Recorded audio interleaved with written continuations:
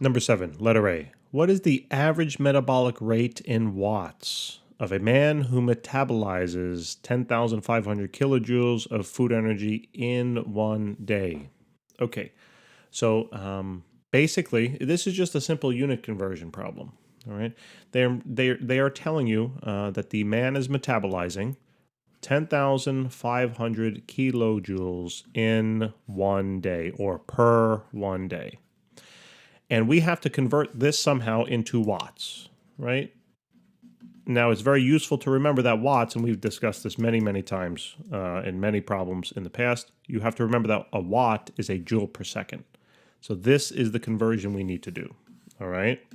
So that should be fairly straightforward. We're going to take 10,500, okay, 10,500 kilojoules per day, and we're simply going to now put kilojoule on the bottom, joule on the top, because we want to cancel the kilojoules, so every 1 kilojoule contains 1,000 joules. Notice then how the joules will cancel. Kilojoules will cancel, leaving us with joules per day. But I don't want joules per day, I want to know joules per second. So now I got to go and cancel the days. So day on the top, and then I can go to hour next, right? Because I know that conversion. So every day has 24 hours in it. So notice what happens to the days now. The days go bye-bye. And then I don't want to know joules per hour. I want to know joules per second. So now I need to go from hour to second. You know that there are 3,600 seconds in an hour. Okay? And now we can cancel those. And I'll just keep that in black. So hours go bye-bye. And lo and behold, we're left with joules per second. All we got to do is calculate now. So this is 10,500 multiplied by 1,000 divided by then, parenthesis, 24 times 3,600. And this is about 122-ish if I round, this is about 122, 22, and that's in watts, okay, or joules per second, which is the same thing as a watt. All right, so that takes care of the part A. Part B. What is the maximum amount of work in joules he can do without breaking down fat, assuming a maximum efficiency of 20%. All right. So what we have to do here, so let me just label this A, and let me label this B. All right. So basically, first of all, you might say, what do they mean without breaking down fat? Basically, they mean without breaking down stored fat, okay, or fat stored in adipose tissue. Remember, every time you eat something, for the most part, right? Some foods do not contain really any usable calories, not because it doesn't contain any energy, it just doesn't contain energy that we can possibly metabolize. So, something like that would be like the cellulose that surrounds the corn. We cannot break that down. It has no energy value to us, but there is energy in cellulose. It's just not available to us. So anyway, I'm getting too far afield. What we're trying to say is that every time you eat something, all right, assuming that we can absorb that energy in the food, we are increasing the internal energy of our body. Right? That should hopefully kind of make sense, right? So here's your body. Let's just say it's a box, all right? And coming into the box is going to be the food consumption. Food consumption.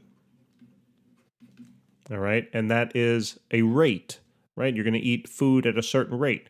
Either you eat some amount of energy, right, per hour, per quarter of a day. I don't know how many times you eat, right? But every time if we were to say per day, you know that there's an average amount of energy that you're consuming per day. Okay, that energy, if there was no output, from your body, what would happen? The energy inside of this body would continue to grow. And guess how energy is stored in your body? Mostly as adipose tissue. Mostly in adipose tissue as stored fat. Okay? Now we know that doesn't normally happen. All right? It does in certain cases, but we know that there will be some output of energy. Okay? And literally, weight loss, fat loss, you cannot get around the laws of thermodynamics here, okay? Whatever amount of energy you consume in food, if that equals the amount of energy you expend, just by living, right? Just by being awake, even asleep, just by being alive, you're expending energy all the time. Okay? And then you can increase your energy expenditure by going for a walk, going for a run, right? Walking upstairs, whatever you want to do. There's a whole bunch of ways to expend energy. Expend energy. So this is the law of weight loss. All right? Don't Atkins diet, keto diet, paleo diet. I mean, come on. This is it. You want to lose weight, this is what you got to think about. All the other stuff is absolute nonsense. Now, you want to make sure you eat healthy because there's certain nutrients and this and that in food. So I'm not saying eat just garbage, but make sure the garbage you're eating isn't greater than the energy you're expending. That's not what I'm saying. If your goal is specifically weight loss, though, you got to make sure this rate of energy output is greater than this rate of energy input. And that's it. That's the whole book. I wrote a book. Here it is, 1 page. Okay? I remember my uncle went on the Chef Boyardee diet. No joke. He lost 40 pounds on the Chef Boyardee diet. He didn't have really any money. All he could afford was Chef Boyardee at this particular time. He lost 40 pounds eating Chef Boyardee. That's carb and just canned.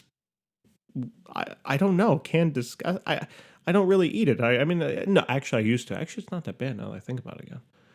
Maybe I should buy. Anyway, it's really so he lost 40 pounds by eating Chef Boyardee. All it was. Why? Right? He could write a book, The Chef Boyardee Diet. Why? Because the amount of energy he was consuming was less than the amount of energy he was just expending. It's literally that simple. People overcomplicate the bejesus out of this, and it's so simple. You cannot get around the laws of thermodynamics. It's impossible.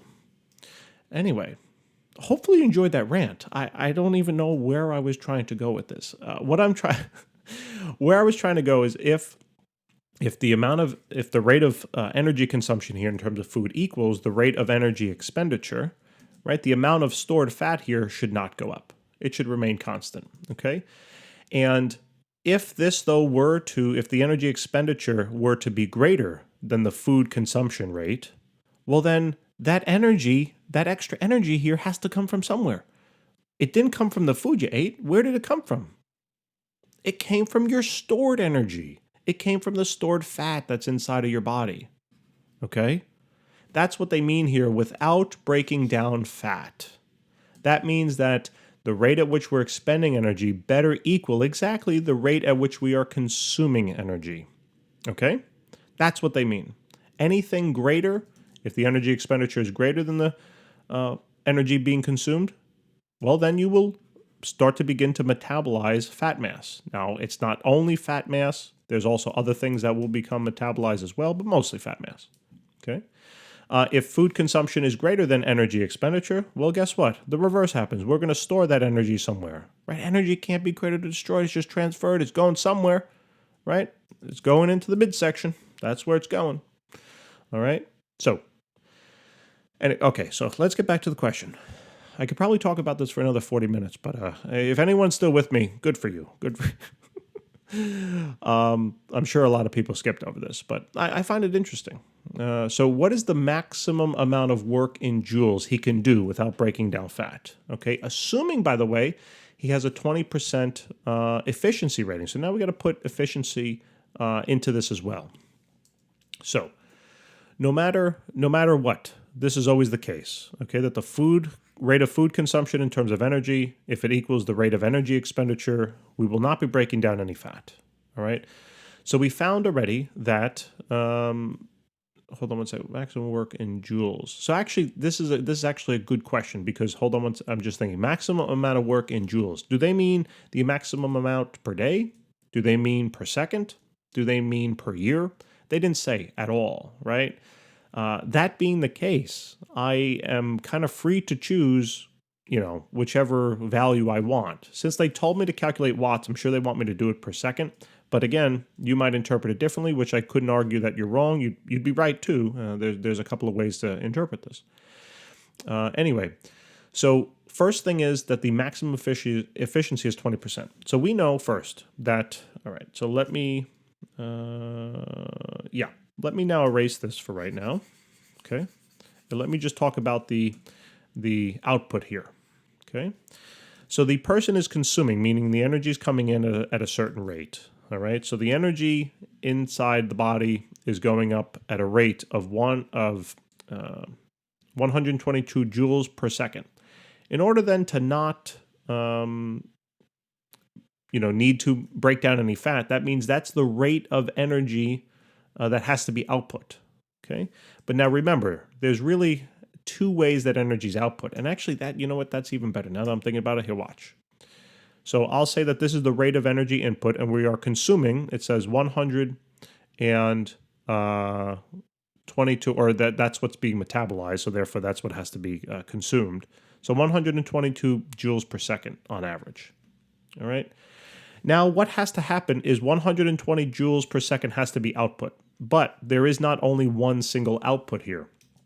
In terms of the reality of the situation, there are two outputs. One output is to do useful work. Okay? I'll say this is the work, useful. Useful work. Where's the L? There it is. Useful work. The other output is then heat energy that's lost. Okay? You know your body's not 100% efficient. It generates heat when it does work. So this is the heat lost. So really, when you consume some energy, okay, and you want no fat to be broken down, that means that the useful work has to balance the heat lost. Okay? So they tell us the efficiency of the body. And basically, we talked about efficiency in number 5. All right, so check that out. So we said that the efficiency should equal then the useful work divided by essentially the change in internal energy. Okay? Now, if I can, instead of using, work and then internal energy, I can use rates in here as well, right? Because watch, I can do the work per second. And if I divide the numerator by seconds, then guess what? I would do the change in internal energy per second. I didn't change anything. All right. I divided both the numerator and the denominator by seconds. So therefore, I didn't do anything in terms of that side, right? If you take S divided by S, what is it? It's 1. Okay. So I can now easily put in these rates here. Okay. So essentially, they told us the efficiency. Right? They told us the efficiency. They said that it's going to be 20%. Now, when you calculate, you need to use the decimal. So 0.2. All right? That's going to be equal to now the work per second. Wait, what is work per second? Oh, wait a minute. That's going to be in terms of watts, right? And so is this, right? That's the change in internal energy per second. So that's also in terms of watts. All right?